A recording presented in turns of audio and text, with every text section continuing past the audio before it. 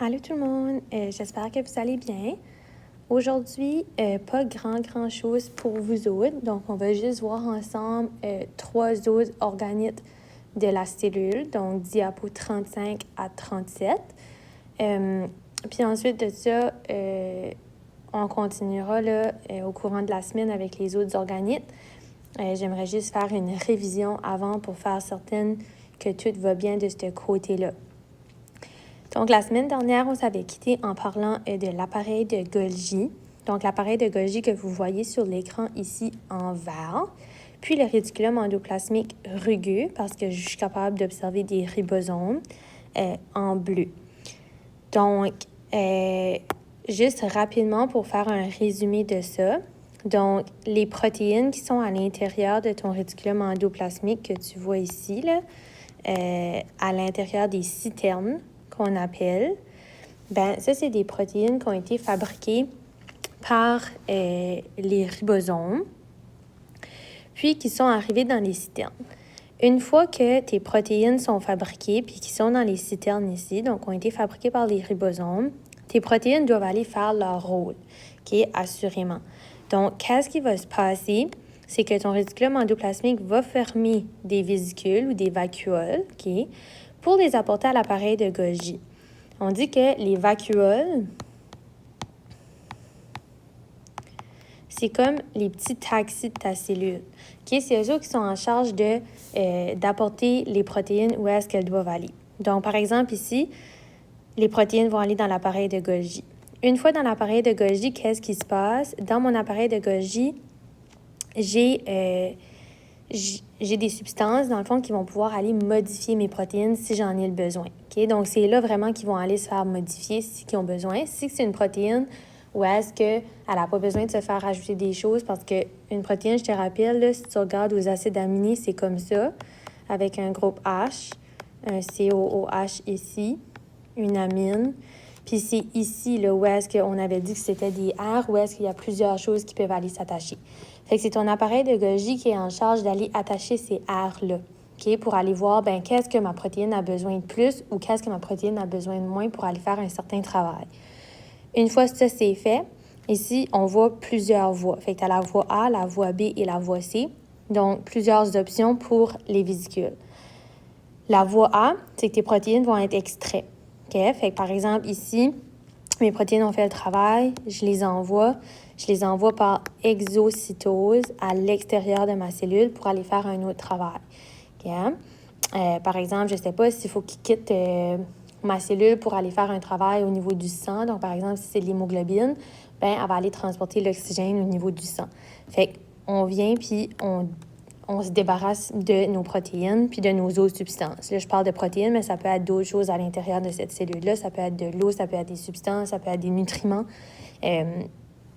mais ça peut aussi être des protéines. La voie B, la membrane ici, donc tu as la membrane de la vésicule, ta vacuole, peu importe, de ton appareil de Golgi, va aller s'intégrer au niveau de ta membrane plasmique. Fait qu'on le sait, qu'est-ce que j'ai sur une membrane plasmique? J'ai des phospholipides. Puis ces phospholipides-là, par exemple, si cette membrane-là quitte la cellule, j'ai une partie de ma membrane qui va manquer. Donc, l'appareil de Golgi est aussi en charge d'aller réparer cette membrane-là puis d'aller lui donner plus de phospholipides. Fait que ça, c'est une autre façon. Puis la voie C, on parle des lysosomes. Puis les lysosomes, qu'est-ce qu'ils font? Ils vont aller s'intégrer à un phagosome. Donc, les lysosomes, c'est vraiment là où est-ce que j'ai des enzymes digestives. Que j'ai des enzymes qui sont en charge vraiment de détruire qu'est-ce qu'il y a à l'intérieur de cette vésicule-là. Fait que j'ai des enzymes qui vont aller se connecter ici, puis qui vont aller éliminer la plupart des choses à l'intérieur. Donc, ils n'ont pas de rôle en tant que tel, par exemple, les protéines qui sont là-dedans, mais ça va vraiment être plus des déchets que je dois éliminer. Fait que ça, c'était plus pour le réticulum endoplasmique, l'appareil de Golgi. Fait que c'est deux organismes qui ont des très, très, très grands rôles à l'intérieur de la cellule. Fait qu'ici, c'est vraiment plus une photo réelle là, de l'appareil de Golgi. Fait que, par exemple, tu la vois ici, c'est pointé à l'appareil de Golgi. Puis tous les petits sacs membranaires, que c'est des vésicules, qui vont aller soit dans d'autres endroits dans la cellule, ou soit qui vont aller qui vont sortir de la cellule complètement ou est-ce que ça va être des lysosomes puis qui vont digérer ce qu'il y a à l'intérieur. Fait que ça, c'est vraiment une photo d'un microscope électronique. Puis là, ici, on parle de la transmission. Fait qu'on avait vu au premier chapitre là, la différence entre transmission. C'est juste parce que tu as un faisceau d'électrons là, qui va passer dessus. Mais ça, c'est très, très réel comme photo. Donc, c'est quelque chose que tu pourrais observer au microscope. Là, on est encore dans qu'est-ce que le cytoplasme contient. Okay? Fait qu'on avait parlé du noyau, là, on est plus dans le cytoplasme avec les organites qui font le cytoplasme. Je viens d'en parler un petit peu, les lysosomes. Donc, les lysosomes, c'est des vésicules sphériques. Donc, c'est un type de vacuole, si tu veux. OK? Donc, ça sert comme une vacuole. C'est entouré d'une membrane simple, puis c'est formé à partir du corps de Golgi. Okay? Fait que de l'appareil de Golgi ou du corps, ça vient à la même chose.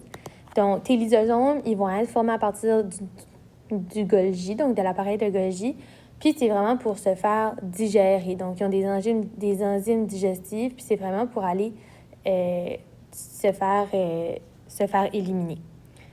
Ils sont situés où? Bien, comme la plupart des organites, ils sont distribués dans le cytoplasme. Puis, c'est quoi leur rôle? Bien, comme je viens de vous le dire, ils contiennent des enzymes digestives qui sont très, très, très puissantes, qui vont pouvoir dégrader la majorité des choses. Fait qu'ici, on dit dégrader les macromolécules, les organites usés et les bactéries par phagocytose, donc par endocytose. Puis, on les appelle les sacs suicides de la cellule parce que toute case qui va rentrer là va se faire éliminer, va se faire tuer là, par les enzymes qui sont vraiment, vraiment puissantes. Fait que toute case qui est dans un lysosome va se faire dégrader. Fait que ce soit une macromolécule que peut-être qu'on veut défaire pour envoyer à quelque part d'autre. Ça peut être des organites usés. Fait que, par exemple, une partie du réticulum endoplasmique qui est trop usée puis qu'on veut s'en débarrasser, bien, ça va passer par les lysosomes pour se faire défaire. Ou aussi les bactéries. Fait que si, par exemple, j'ai des bactéries, puis ma cellule s'en aperçoit, puis elle veut les éliminer, bien, elle va les prendre par endocytose, fait que je vais les faire rentrer dans ma cellule. Puis ensuite de ça, je vais les éliminer avec les lysosomes.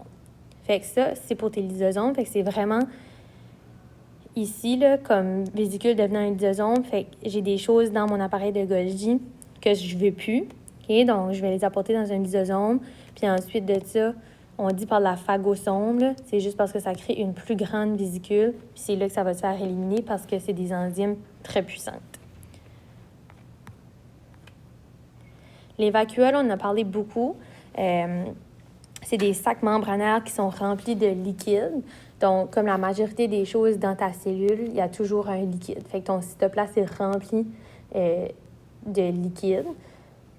Ta cellule est remplie de cytoplasme, dans le fond. Fait que tes vacuoles sont aussi du liquide. Fait que je peux pas juste faire un sac à partir de quelque chose puis éliminer le liquide. Ils sont où? Ils sont dans le cytoplasme. À quoi elles servent, les vacuoles? Bien, elles servent à emmagasiner des nutriments, de l'eau ou des déchets. Fait que les vacuoles, rappelle-toi que si je reviens ici, bien, ça, c'est comme une vacuole. OK? Fait que je peux avoir des nutriments à l'intérieur de ça, je peux avoir de l'eau, je peux avoir des déchets. Si c'est des déchets, bien, ça va sortir de la cellule par exocytose. Si, par exemple, c'est des nutriments, bien, à ce moment-là, ça veut dire que je voudrais les faire entrer dans ma cellule. Ou par exemple, si je contiens des hormones comme vacuole qui est à l'intérieur de la cellule, puis tu veux les extraire pour aller faire un travail, ça va être aussi par exocytose. Fait que tu as des vacuoles, par exemple, avec des nutriments. Ceux qui sont dans la cellule, ils vont sortir par exocytose pour aller faire, par exemple, un autre travail. Okay? Donc, pour aller, je ne sais pas, dans une autre cellule ou dans ton sang ou ainsi de suite. Si tu as des vacuoles puis des déchets, je vais aussi sortir par exocytose, mais là, ça va être pour aller se faire éliminer ta cellule. Tu peux aussi avoir des vacuoles qui vont entrer. Fait que si je mets vacuoles plus nutriments, mais que tu veux les faire entrer dans la cellule, dans ce temps-là, ça va être de l'endocytose. pour les faire entrer à l'intérieur. Okay? Fait que c'est vraiment juste un type de sac qui se forme pour faire soit entrer ou sortir des choses. Fait que ça peut être vraiment des nutriments, ça peut être de l'eau ou des déchets. Puis tes vacuoles, ils n'ont pas besoin nécessairement d'aller faire le travail tout de suite. Ils peuvent garder ça à l'intérieur d'elles pour un bout, là. Une vacuole qui est remplie d'eau, elle n'a pas nécessairement besoin de faire son travail tout de suite. Elle va peut-être juste baigner dans le cytoplasme, elle va rester là, puis juste attendre qu'il y a quelqu'un qui a besoin d'elle. Ici, je te parle de vacuoles pulsatiles ou contractiles, puis des vacuoles centrales. Les vacuoles pulsatiles ou contractiles, c'est vraiment celles qu'on va retrouver dans les cellules animales. Okay? Fait, dans ce qu'on est en train de voir tout de suite, c'est vraiment les petites vacuoles qui vont être remplies d'eau. Puis c'est eux qui vont faire souvent l'élimination du surplus d'eau. Okay? Fait qu'on en a parlé en haut, qu'est-ce qu'ils peuvent faire? Bien, ils peuvent emmagasiner de l'eau, puis un moment donné, s'il y en a trop dans ta cellule, bien, c'est eux qui vont l'éliminer. Ça, on dit pulsatile ou contractile, vraiment chez les cellules plus animales. Chez les cellules végétales, c'est le même travail, mais les cellules végétales ne possèdent juste une grande vacuole, puis c'est vraiment elle est centrale, elle est au centre de la cellule. Puis ça, on va en parler beaucoup plus quand on va voir la cellule végétale, mais elle fait le même travail, mais elle en a juste une. Tandis qu'une cellule animale, j'ai plusieurs vacuoles qui peuvent faire le même travail en même temps. Puis, la dernière organite pour aujourd'hui, on parle des centrioles. Les centrioles, gros rôle dans la division cellulaire.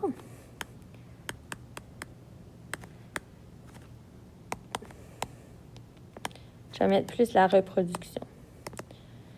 Fait c'est quoi? C'est vraiment des séries de 9 tubes, okay? Qu'on a chacun 3 tubes. Fait que si tu regardes l'image ici, tu vois vraiment, j'ai 1, 2, 3, là, cet ensemble-là. Bien, j'en ai 9 comme ça, qui sont chacun composés de 3 tubes. Fait qu'en tout, j'ai 27 tubes qui composent un centriole, qui sont mis 1 à 90 degrés de l'eau. Okay? Donc, c'est juste vraiment leur structure qui sont formées comme ça. Dans ta cellule, tu vas avoir 2 centrioles. Puis, on dit ici, ils se retrouvent près du noyau. Pourquoi ils se retrouvent près du noyau? Encore là, c'est vraiment plus pour ta division cellulaire. Fait que si je te montre ici, okay, pendant la division cellulaire, ça, on va vraiment le voir là, au chapitre 3. Mais par exemple, ici, ça serait comme un brin de chromatine. Ici. Ah, c'est vrai, je ne peux pas écrire là-dessus. Non. OK. Fait que à la première étape, là, où est-ce que tu vois DNA réplication, c'est vraiment où est-ce que ta chromatine va venir se répliquer. Où est-ce que ton brin d'ADN, il faut qu'il se double. Okay? Si je réplique une cellule, bien, je veux le même matériel génétique dans chacune de mes cellules. Fait que ça va faire une division. Pour la mitose puis la méiose, donc si je regarde juste la mitose, là, ça n'a pas l'importance tout de suite, vraiment, la différence entre les deux. Si j'ai une cellule ici, puis que je veux la répliquer, donc je vais avoir 2 cellules. La division cellulaire, c'est vraiment de commencer avec une puis de terminer avec 2. Puis c'est de cette façon-là, par exemple, si tu te brûles puis tu as besoin que ton tissu de ta peau se régénère, bien, c'est avec tes cellules que ça va se faire. Donc, ta cellule va dupliquer son matériel génétique. Fait que c'est pour ça ici que tu vois 4 brins. Là, je suis dans la phase S. C'est comme pas évident de vous montrer. Est-ce que je peux copier ça?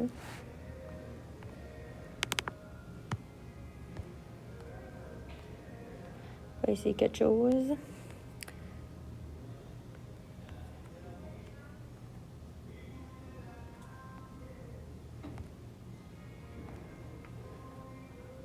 Non, ça ne marche pas en tout. OK, fait que si on revient ici, donc à la phase S, les 2 choses bleues que tu vois là, ça, c'est tes centrioles qui vont aller se mettre au bout de ta cellule. Donc, ils vont aller se séparer dans chacun de tes pôles. Donc, un qui va aller d'un côté, puis l'autre de l'autre côté. Puis, qu'est-ce que ça fait, ça, c'est que tu vas avoir... je vais revenir ici, là. Tu vas avoir un fibre fusorial. Puis là, j'essaie de penser à un mot, je ne suis pas capable de le penser.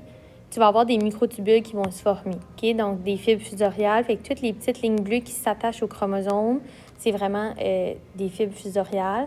Puis ça fait en sorte que tes chromosomes vont être capables de se déplacer là-dessus. Fait que si tu vois la prochaine étape où est-ce que ta cellule commence à se diviser, ben c'est que tes centrioles qui sont en bleu sont de chaque côté, puis ils halent sur tes chromosomes, puis tes chromosomes, ils vont bouger sur les lignes bleues qui sont tes fibres fusoriales.